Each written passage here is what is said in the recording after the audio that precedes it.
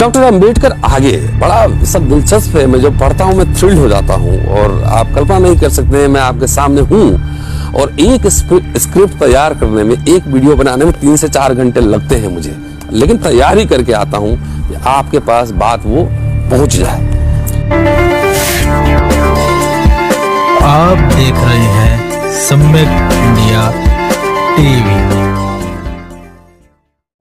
नमस्कार, good evening, जय भीम साथियों। काम की बात लाल की क्लास में आपका स्वागत है और पेश है अंबेडकरनामा एपिसोड नंबर 186। बात शुरू करने से पहले आज एक सूचना साझा करना चाहता हूं कि आज राष्ट्र संत बाबा गाडगे साहब का जो है वो परिनिर्वाण दिवस है। उनको नमन करता हूं और आप सबसे अपील भी करता हूं कि बाबा गाडगे साहब नेट पे जाइए, ढूंढिए और उनके बारे में पूरा इंफॉर्मेशन आपके पास होना चाहिए। बाबा गाडगे स्वच्छ भारत के असली जो निर्माता थे वो वही थे, सिद्धांत उन्होंने दिया था। और अभी भी जाएंगे तो महाराष्ट्र में मतलब घर घर में लोग जानते हैं। अंबेडकरनामा की एक मुहिम है कि लगातार जो बहुजन नायक हैं उनसे आपको परिचय कराया जाए, रूबरू कराया जाए। तो इसलिए ये सूचना देना आपके लिए बहुत जरूरी था। चलिए आगे बढ़ते हैं। और हम जो बात कर रहे थे लगातार पिछले 3-4 एपिसोड में कि डॉक्टर अंबेडकर ने एक लेख लिखा था जो जर्नल ऑफ महाबोधि सोसाइटी में छपा था 1950 में। उस लेख का नाम था Buddha and future of his religion. और उस लेख में हम कई 3 वीडियो बना चुके हैं। आज मैं कंक्लूडिंग पोर्शन करने जा रहा हूं कि आखिर डॉक्टर अंबेडकर चाहते क्या थे। और आपसे उम्मीद सिर्फ इतना है कि आज मैं अगर आप पूरा वीडियो नहीं सुनेंगे तो मैं आपसे नाराज हो जाऊंगा। आपसे कुछ नहीं मांगा है, सिर्फ मोबाइल डेटा खर्च कीजिए और पूरा वीडियो देखिए। तो आपको पूरा वीडियो सुनना है कि क्या डॉक्टर अंबेडकर का क्या कंक्लूजन था बुद्धिज्म को लेकर और तमाम ये बात। तो चलिए बात आगे बढ़ाते हैं। और कन्वर्जन का पूरा एपिसोड चल रहा है और कुछ एपिसोड्स और चलेंगे।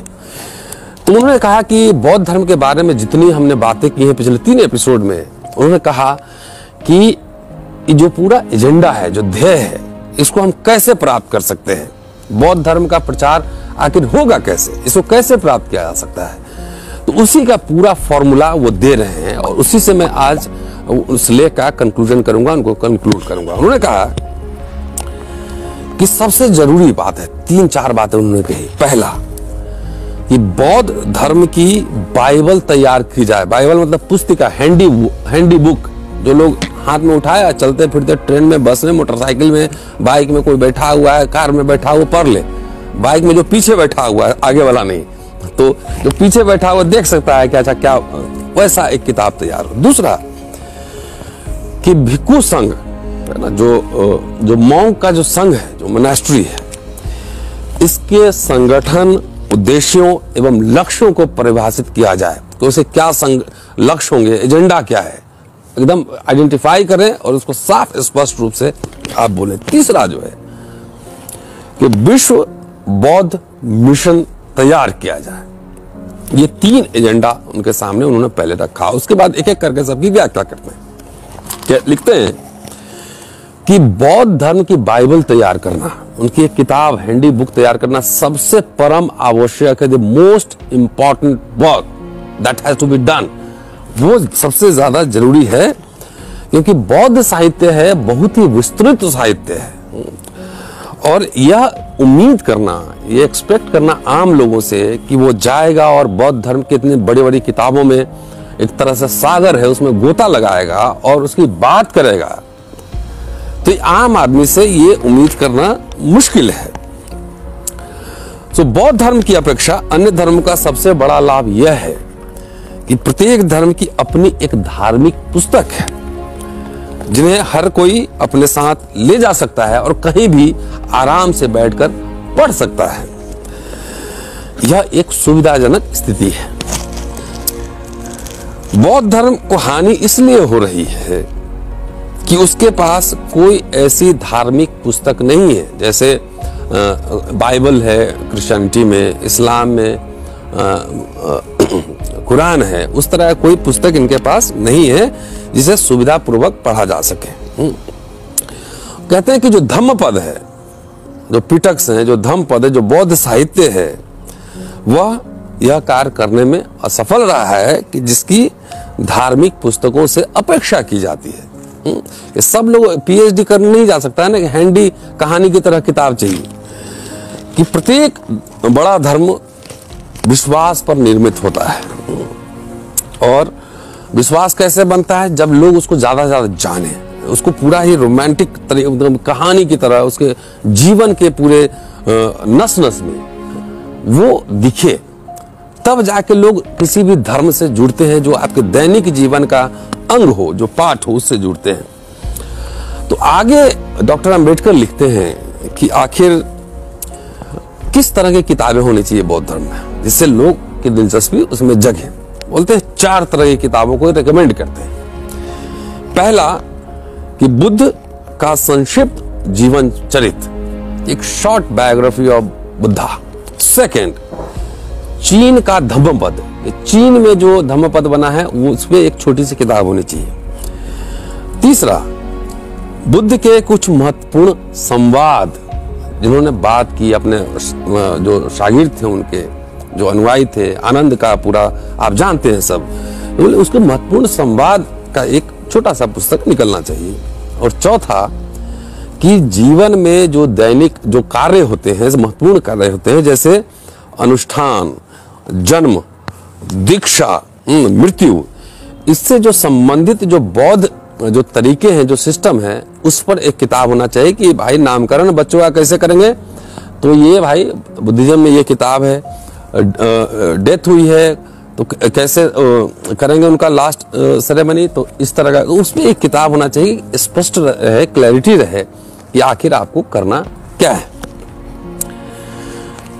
ये बात कहते हुए डॉक्टर अंबेडकर ये कहते हैं कि इन किताबों को तैयार करने में भाषा की उपेक्षा नहीं की जाना चाहिए, लैंग्वेज को इग्नोर मत कीजिए, क्योंकि कि ऐसे पुस्तक जो है कि भाषा अगर सरल होगी, जैसे मैं बाबा साहब का बिगड़ा चला, बाबा साहब को पढ़ता हूं और बहुत स्पष्ट, आराम, सीधा शब्दों में आपको अपनी बात रखता हूं। वो कहते हैं कि भाषा इतनी सरल होनी चाहिए कि लोग आराम से उसको पढ़ ले, आराम से उनको सुन ले। उसमें एक तरह का जादू हो कि जैसे आप सिबाका और बिनाका सुनते थे तो अमीन सयानी जब बोलते थे कि मैं अमीन सयानी बोल रहा हूँ, तो उस तरह का उसमें जादू होना चाहिए, पावर होना चाहिए कि जो लोगों से कनेक्ट कर सके। ये बहुत महत्वपूर्ण है। और उसकी शैली, जो भाषा, जो लैंग्वेज का स्टाइल है, वो एकदम स्पष्ट, सुव्यक्त, प्रवाही, फ्लो, और उसमें इफेक्ट होना चाहिए अट्रैक्ट करने का, है ना, लोगों को आकर्षित करने का, उसमें जादू होना चाहिए। इस तरह की भाषा होनी चाहिए। तो ये बहुत महत्वपूर्ण बात है कि हमारे लोगों को पूरा लैंग्वेज के ऊपर कमांड होना चाहिए। ये either you speak Hindi, English or any other language, but you should have command over the language, the word, कैसा शब्द का इस्तेमाल करते हैं, आम लोग कैसे सुनेंगे, ये जानना बहुत जरूरी है।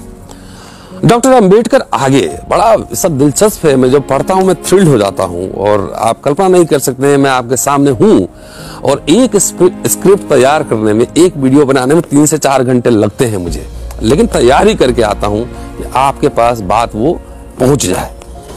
आगे वो जो बौद्ध जो भिक्खु संघ है और जो सन्यासी है, हिंदू सन्यासी, उनके बीच अंतर स्पष्ट करते हैं और लिखते हैं कि हिंदू सन्यासी है, उसका विश्व से कोई लेना देना नहीं। उस समय के हिसाब से वो सही हो सकता था, लेकिन आज पूरे दुनिया भर में जो है ना हिंदू सन्यासी फैले हुए हैं, बहुत सारे मिशन चल रहे हैं, लेकिन आज के संदर्भ में फैल गए हैं पूरा। कहते हैं कि दोनों में अंतर है कि हिंदू सन्यासी का दुनिया से कोई लेना देना नहीं है, यह विश्व के लिए निर्जीव है, डेड है एक तरीके से। लेकिन जो भिक्खु हैं, जो मॉन्क्स हैं या नन्स हैं, उसका दुनिया से सरोकार है, उनको दुनिया से लेना देना है। सो इससे अब सवाल उठता है कि बुद्ध ने आखिर किस उद्देश्य से भिक्षु संघ जो मोनास्ट्री है उसकी स्थापना की। सवाल उठाते हैं, फिर कहते हैं कि भिक्षुओं को लिए, मॉन्क्स के लिए अलग समाज, अलग संगठन, संघ बनाने की क्या जरूरत थी।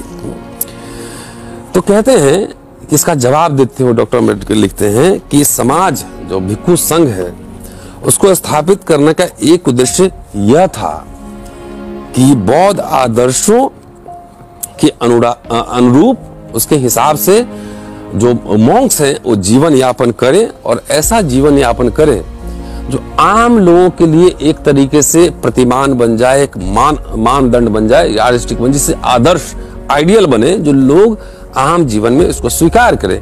इसलिए बुद्ध ने भिक्षु संघ की स्थापना की थी।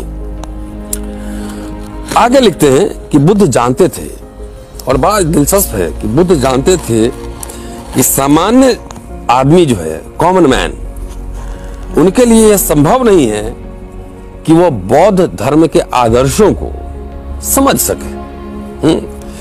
लेकिन वो यह भी चाहते थे कि सामान्य जन यह बात जरूर समझे कि बौद्ध धर्म का आदर्श क्या है और समाज उनके आदर्शों को व्यवहारिक तरीके से किस तरीके से प्रयोग करता है। इसलिए संगठन बनाने के पीछे पर्पस यह था।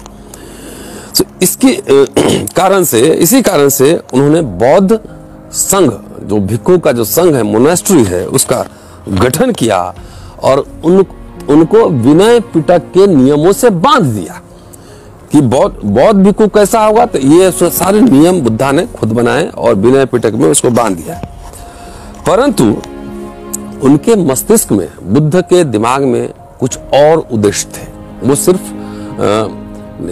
भिक्षु के बारे में नहीं था, और भी उद्देश्य थे। और उद्देश्य क्या क्या थे ये भी डॉक्टर अम्बेडकर ने लिखा है कि उनके दिमाग में क्या चल रहा होगा। देखिए, इतिहासकार का काम बहुत ही मुश्किल होता है कि इतिहासकार के सामने कोई प्रमाण नहीं होता। जो साहित्य और जो प्रमाण पुरातात्विक होते हैं उसको जाके दिमाग में घुस के पढ़ना होता है कि आखिर बुद्ध जब ये लिख रहे थे तो क्या सोच रहे थे, उनके दिमाग में क्या चल रहा था। इतिहासकार का काम बहुत कठिन होता है। तो कहते हैं कि आखिर बुद्ध ने क्यों बनाया, उनके दिमाग में क्या चल रहा होगा। तो उन्होंने लिखा कि इसमें से एक उद्देश्य और था, और ये बहुत जरूरी है आपके लिए, कि बुद्धिजीवी लोगों की संस्था बनाई जाए, इंटेलेक्चुअल्स का एक संस्था बनाया जाए जो सामान्य जन का सही निर्देशन कर सके, उसको सही गाइडलाइन दे सके। इसलिए इंटेलेक्चुअल, हमारे जितने साथी सुन रहे होंगे उनको ये बात ध्यान रखना चाहिए कि बुद्ध हर समय बुद्धि पे बल देते थे, इंटेलेक्चुअल कैपेबिलिटी। कहते हैं कि एक इंटेलेक्चुअल का संस्था होना चाहिए जो सामान्य लोगों के लिए बात करे और वो बात सामान्य जन तक पहुंचाए। तो इसी कारण से उन्होंने भिक्षुओं के लिए, मॉन्क्स के लिए भू स्वामित्व प्राप्त करने से रोका था कि भिक्षुओं के पास कोई संपत्ति नहीं होनी चाहिए, क्योंकि संपत्ति का जो पूरा आइडिया है, जो प्रॉपर्टी का आइडिया है, स्वतंत्र सोच एवं स्वतंत्र विचारों के प्रयोग में सबसे बड़ी बाधा है। मैं रतनलाल ये कह रहा हूं, आपसे बात करता हूं, मैंने कभी आपसे कोई संपत्ति की चर्चा नहीं की। सरकारी घर में रहता हूं, पढ़ाता हूं, सैलरी मिलती है और कोई मेरी इच्छा नहीं है कि मेरे नाम पे संपत्ति हो। तो ये बाबा साहब कह रहे हैं, देखिए जो हम सोच रहे थे बाबा साहब को लिख रहे हैं, डॉक्टर अम्बेडकर लिख रहे हैं कि कोई संपत्ति की इच्छा नहीं होनी चाहिए, वो एकदम वैराग्य होना चाहिए, मोह माया में नहीं फंसना चाहिए। और मुझे लगता है कि जो वो कह रहे थे उनके जहन में एक बात जरूर होगी कि जो लोग सार्वजनिक जीवन में होते हैं, जो समाज का काम करते हैं, समाज उनकी जिम्मेदारी ले लेता है, समाज उनके बारे में चर्चा करता है, उनकी जिम्मेदारी लेता है। तो ये बात हम लोग को समझना है। अब आगे लिखते हैं कि भिक्षु जो संघ है, जो मोनास्ट्री है, उसको बनाने का उद्देश्य ऐसे व्यक्तियों का समाज बनाना था जो लोगों की सेवा करने के लिए तत्पर हो, जो स्वतंत्र हो, लोगों की सेवा करे। इसी कारण से वे चाहते थे, बुद्धा चाहते थे कि व्यवहार ये जो भिक्षु हैं वो शादी ब्याह न करें। वो भिक्षु के शादी करने के खिलाफ थे। और ये बात कहते हुए लिखते हैं आगे कि क्या आज का भिक्षु संघ है ना, भिक्षु का संघ जो है इन आदर्शों पे जीवित है। कहते हैं कि नहीं, कि यह न तो लोगों का मार्गदर्शन करते हैं, बहुत जरूरी बात है। और खास तौर से जो साथी हमारे जो बुद्धिस्ट मॉन्क हैं, जो बुद्धिज्म में रहने वाले लोग हैं, उनको ये बात सुननी चाहिए। वो कहते हैं कि इसका कोई एकदम नकारात्मक इसका उत्तर है, यह न तो लोगों का मार्गदर्शन करता है और न ही उनकी सेवा करते हैं। आगे लिखते हैं कि अतः अपनी वर्तमान दशा में भिक्षु संघ बौद्ध धर्म के प्रचार के लिए किसी काम का नहीं है, यूजलेस है। पहली बात, यहां बहुत अधिक भिक्षु हैं। इनमें से अधिकतर केवल साधु एवं सन्यासी हैं जो अपना समय ध्यान चिंतन, पढ़ने लिखने, दार्शनिक काम करने और निठल्लेपन शब्द का इस्तेमाल किया उन्होंने, व्यतीत करते हैं। उनमें न तो ज्ञान है और न ही सेवा भावना। जब किसी भी व्यक्ति के अंदर मानवता की सेवा करने का विचार आता है तो हर कोई के आंख के सामने जो नाम आता है वो आता है रामकृष्ण मिशन। वो हर समय रामकृष्ण मिशन के बारे में सोचता है। कोई भी बौद्ध संघ के बारे में नहीं सोचता है कि मानव सेवा को कौन अपना पावन कर्तव्य मानेगा, संघ या मिशन। तो जो काम संघ को करना चाहिए वो रामकृष्ण मिशन कर रहा है। इशारा समझिए उनका कि ये लोग कुछ नहीं करते हैं, मठ में बैठ के वो अपना दर्शन पढ़ते हैं और खा के सोते हैं आराम से, भात वोत खाते हैं, आराम से सोते हैं। यह मैं नहीं कह रहा हूं, ये डॉक्टर अंबेडकर कह रहे हैं। आगे लिखते हैं कि इसके उत्तर में कोई भी संदेह नहीं हो सकता है। अभी भी संघ में, भिक्षु संघ में निठल्लों की एक बड़ी जमात है। निठल्लों की एक बड़ी जमात है। कहते हैं कि हम कुछ ही भिक्षु चाहते हैं, हमको बहुत भीड़ नहीं चाहिए। ये कुछ ही भिक्षु चाहते हैं। और हम कैसा भिक्षु चाहते हैं? जो उच्च शिक्षित हो, जो उच्च शिक्षित भिक्षु हो, वैसा चाहते हैं। और आगे कहते हैं कि भिक्षु जो संघ है उसको ईसाई मिशनरियों से एक सीख लेना चाहिए, उनको समझना चाहिए कि ईसाई मिशनरियों ने एशिया में कैसे अपने धर्म का प्रचार किया।